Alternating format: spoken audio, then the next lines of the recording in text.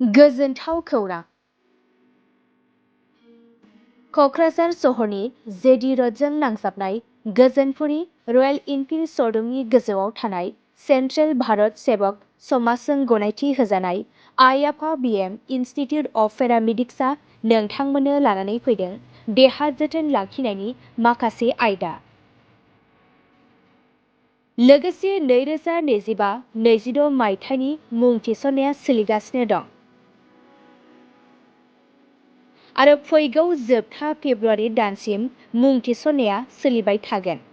10 थाखोनिफ्राय 12 थाखो उथ्रिसारनाय बिजाथि एबा फरायसाफोरा बे पेरामेडिक्सआव गावारि सोलोंथाइखौ लानो हागोन। क'क्राझार सहरनि गोजोनपुरी एबा गांजेमा बाजारजों नांजाबनाय आइ आफा बिएम इनस्टिट्युट अफ पेरामेडिक्सआ नोंथांमोननि थाखाय गोदान मुं थिसननाय आयदाफोरा जाबाय BSS diploma in medical laboratory technology, BSS diploma in operation theatre technology, BSS diploma in first aid and patient care आरो BSS diploma in x-ray and imaging टेक्न'ल'जी।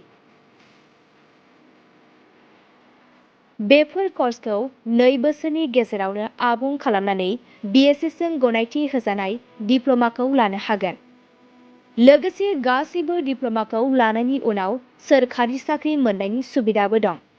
जुदि नोंथांमोना बेफोर कर्सनि थाखाय गोदानै मुं थिसननो गोसो दङब्ला आइ आफा बिएम इनस्टिट्युट अफ पेरामेडिक्सनि 9395899391 एबा 9821663110 मबाइल नम्बराव थोंजों सुलाद लाहरनो हागोन।